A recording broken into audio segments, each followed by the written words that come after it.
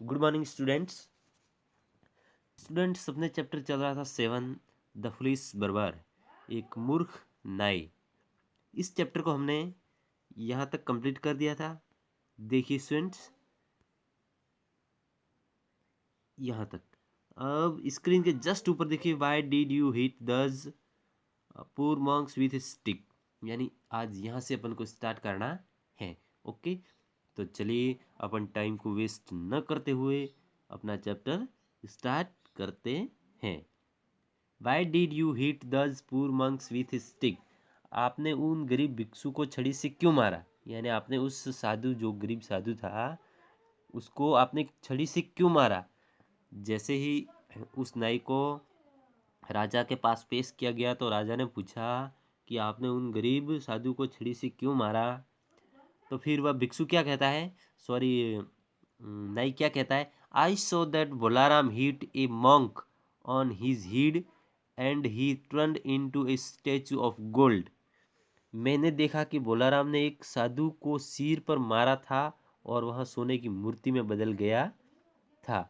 I thought it would happen to me too.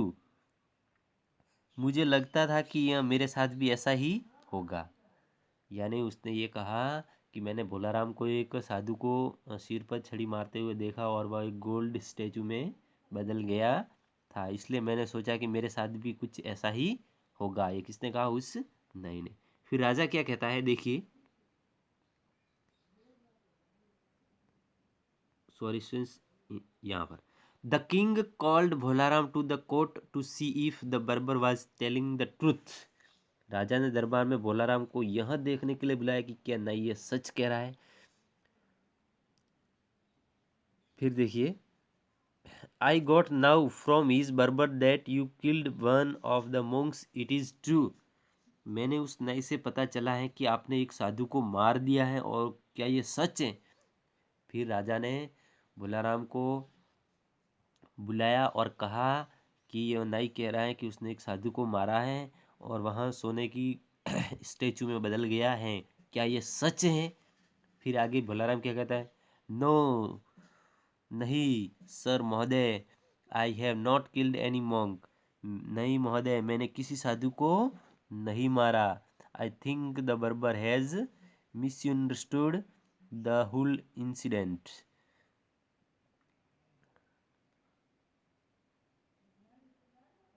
मुझे लगता है कि नई ने पूरी घटना को गलत समझा है। आई have not killed any, I think बर्बर हैज।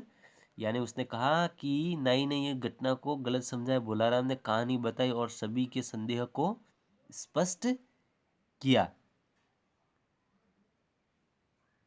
उन्होंने पूरी कहानी सुनाई और उसको स्पष्ट किया। Bholaram told the whole story and clarify everyone's doubts on hearing the story and barber started crying. फिर भोलाराम ने कहा कि उसने पूरी कहानी को गलत समझा। भोलाराम ने कहानी बताई और सभी के संदेह, जो किसी के मन में डाउट था, वो उसने स्पष्ट किया। कहानी सुनी और नाई वो क्या, रोने लगा। द बर्बर स्टार्टेड क्राइंग, वह रोने लगा। Oh how foolish I am that I acted without thinking and injured many monks.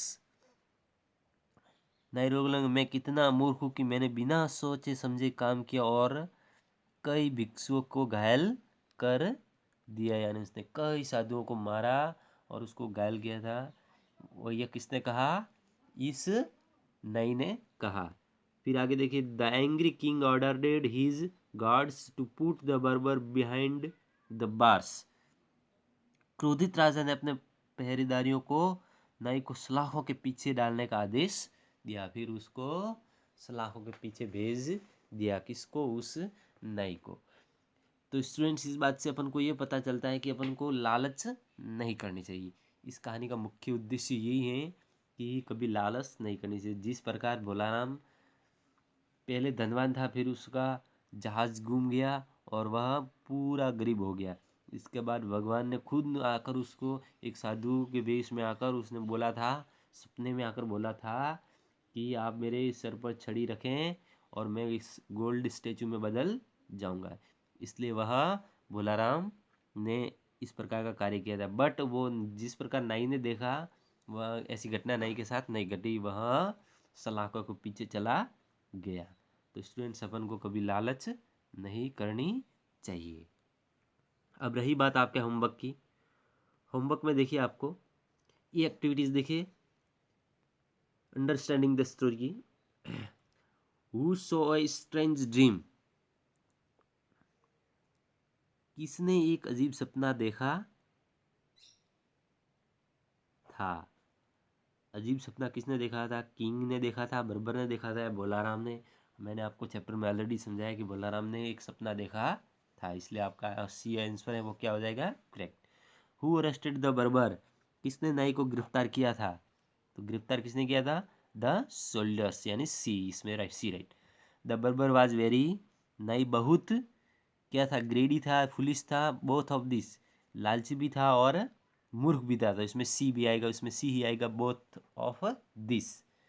Fourth देखिए, who called the shoulders for help, किसने मदद के लिए सैनिकों को बुलाया?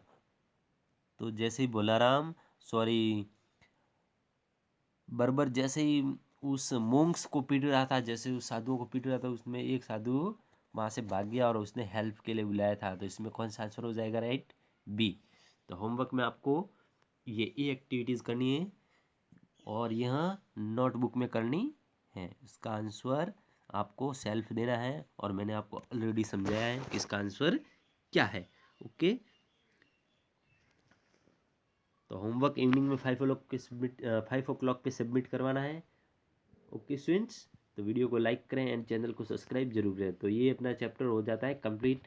नेक्स्ट वीडियो में अपन B C D E F G H I J इस एक्टिविटी के बारे में डिस्कस करेंगे। ओके, फिर अपन नेक्स्ट वीडियो के बारे में डिस्कस करेंगे।